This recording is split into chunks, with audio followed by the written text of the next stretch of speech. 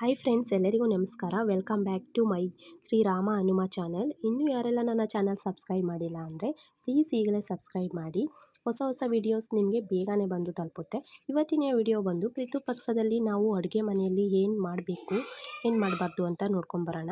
ಪಿತೃಪಕ್ಷದಲ್ಲಿ ನಮ್ಮ ಹಿರಿಯವರು ನಮ್ಮ ಮನೆಗೆ ಬಂದು ಹೇಗಿದ್ದಾರೆ, ಇವರು ಖುಷಿಯಾಗಿದ್ದಾರಾ ಇಲ್ವಾ ಅಂತ ಚೆಕ್ ಮಾಡೋದಕ್ಕೆ ಬರ್ತಾರೆ. ಸೊ ನಾವು ಒಂದು ಹವ್ಯಾಸವನ್ನು ಮಾಡ್ಕೋಬೇಕು. ಏನಪ್ಪ ಅಂದರೆ, ರಾತ್ರಿ ಒಂದು ಬಟ್ಟಲಲ್ಲಿ ಅನ್ನ, ಒಂದು ಲೋಟದಲ್ಲಿ ನೀರನ್ನು ಇಟ್ಟು ಮಲ್ಕೋಬೇಕು. ನಾವು ಅನ್ನ ಎಲ್ಲ ಖಾಲಿ ಮಾಡಿ ಇಡಬಾರ್ದು ನೈಟ್ ಟೈಮು. ಅದು ನೈಟ್ ಖಾಲಿ ಮಾಡಿಟ್ರೆ ಅವ್ರಿಗೆ ಬೇಜಾರಾಗುತ್ತೆ. ಸೊ ಈ ರೀತಿ ಪಿತೃಪಕ್ಷದಿಂದ ಶುರು ಮಾಡಬೇಕು. ವರ್ಷ ಪೂರ್ತಿ ಡೈಲಿ ಮಾಡ್ಕೊತಾ ಬರಬೇಕು. ಈ ರೀತಿ ಮಾಡೋದ್ರಿಂದ ಮನೆಯಲ್ಲಿ ಸುಖ, ಶಾಂತಿ, ನೆಮ್ಮದಿ ಕೂಡ ನೆಲೆಸುತ್ತೆ. ಅವರು ಮತ್ತು ಇದನ್ನೆಲ್ಲ ಇಟ್ಟಿರೋದನ್ನು ನೋಡಿ ಖುಷಿಯಾಗಿದ್ದಾರೆ, ಇವರು ಹೀಗೆ ಚೆನ್ನಾಗಿರಲಿ ಅಂತ ಆಶೀರ್ವಾದ ಮಾಡಿ ಹೋಗ್ತಾರೆ. ನಂತರ ಬೆಳಿಗ್ಗೆ ಎದ್ದು ಆ ಅನ್ನವನ್ನು ಯಾವುದಾದ್ರೂ ಪ್ರಾಣಿ ಪಕ್ಷಿಗಳಿಗೆ ಹಾಕಬೇಕು. ಸೊ ನೀರನ್ನು ಬಂದು ಯಾವುದಾದ್ರೂ ಮರ ಅಥವಾ ಗಿಡಕ್ಕೆ ಹಾಕಿಬಿಡಿ.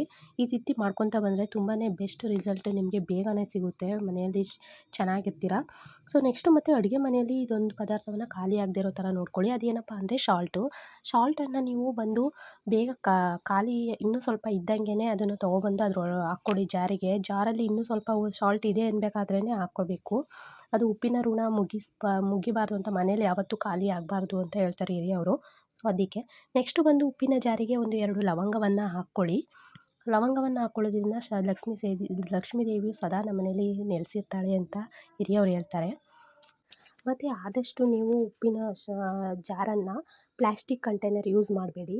ಮತ್ತು ಗಾಜು ಇಲ್ಲ ಪಿಂಗಾಣಿಯನ್ನೇ ಯೂಸ್ ಮಾಡಿ. ಏಕೆಂದರೆ ಪ್ಲ್ಯಾಸ್ಟಿಕ್ ಬಂದು ರಾಹು ಮತ್ತು ಶನಿ ಗ್ರಹವನ್ನು ಸೂಚಿಸುತ್ತೆ. ಸೊ ಅದು ಒಳ್ಳೆಯದಲ್ಲ. ಸೊ ಅದಕ್ಕೋಸ್ಕರ ಆದಷ್ಟು ಗಾಜಿಂದೇ ಯೂಸ್ ಮಾಡಿ. ಮತ್ತು ಅದರೊಳಗಡೆ 2 ಲವಂಗವನ್ನು ಆ್ಯಡ್ ಮಾಡ್ಕೊಳ್ಳಿ, ತುಂಬ ಒಳ್ಳೆಯದು. ಸೊ ನೋಡಿದ್ರಲ್ಲ ಫ್ರೆಂಡ್ಸ್, ಇವತ್ತಿನ ವಿಡಿಯೋ ನಿಮಗೆ ಯೂಸ್ ಆಗಿದೆ ಮತ್ತು ತುಂಬ ಇಷ್ಟಪಟ್ಟಿದ್ದೀರಾ ಅಂತ ತಿಳ್ಕೊತೀನಿ. ಮತ್ತು ನನ್ನ ವಿಡಿಯೋನ ಯಾರೆಲ್ಲ ನೋಡ್ತಿದ್ದೀರಾ ಅವ್ರಿಗೆ ನನ್ನ ಕಡೆಯಿಂದ ತುಂಬ ಧನ್ಯವಾದವನ್ನು ತಿಳಿಸ್ತಾ ಇದ್ದೀನಿ. ಪ್ಲೀಸ್ ನನ್ನ ಚಾನಲನ್ನು ಸಬ್ಸ್ಕ್ರೈಬ್ ಮಾಡಿ. Thank you.